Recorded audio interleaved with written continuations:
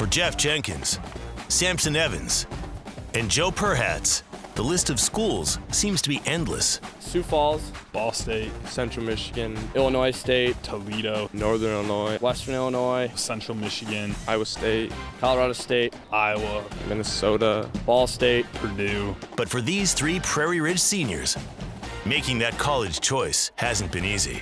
It's a kind of a weird process because, sometimes it's really busy and 7 coaches coming in one day, and then there's other days where for a week and a half or 2, there's no coaches that come in. So it's give or take, but it's pretty cool. It kind of just got overwhelming, and as time went on, I kept going into junior season, especially during football season last year, junior year. It was a lot. I was getting texts, calls, tons of mail. It just became almost too much at some point. It was definitely a hard process because every school is wanting something different and they're providing something different. The process is different depending on the school. Division I programs tend to target certain players, while smaller colleges will get recommendations from high school coaches. But the one thing they all have in common is asking the same questions.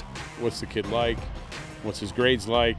What's his family like? And we kind of go from there. It's usually the same 3 questions just like that in that order. Each leader for the Wolves has a different story. PERHATS has offers from Grand Valley State and Sioux Falls, which are 2 of the top programs in Division II. I'm just happy I get a chance to play football for another 4 years. A lot of these guys out here don't get to play anymore, and that's got to be hard. So I think it's cool that I get to pick where I want to go to play football. Meanwhile, Evans had already seen the recruiting process firsthand.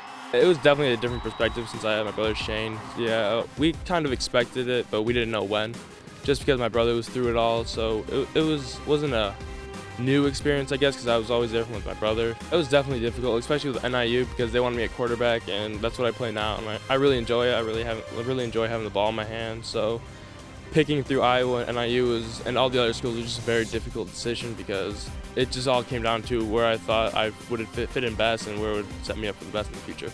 Evans will be joined at Iowa by Jenkins, who caught the eyes of the Hawkeyes coaches because of his hustle during the state championship game last season. The first play to stand out, blocking downfield for Evans on the way to a touchdown. There was also one where he fumbled over there on the first play, actually helped me out, maybe did it on purpose, and a DB picked it up and sprinted for a touchdown, almost caught him inside the 10-yard line, and that was the other play they had really liked, and they said they knew I was an Iowa guy when they saw that. I think with all of them, I hope they would tell you I laid out, the groundwork of what I thought the positives and negatives were for each of the schools. And really, in the end, I think for the kids that we've had, it's kind of, in the end, the decision was really pretty easy.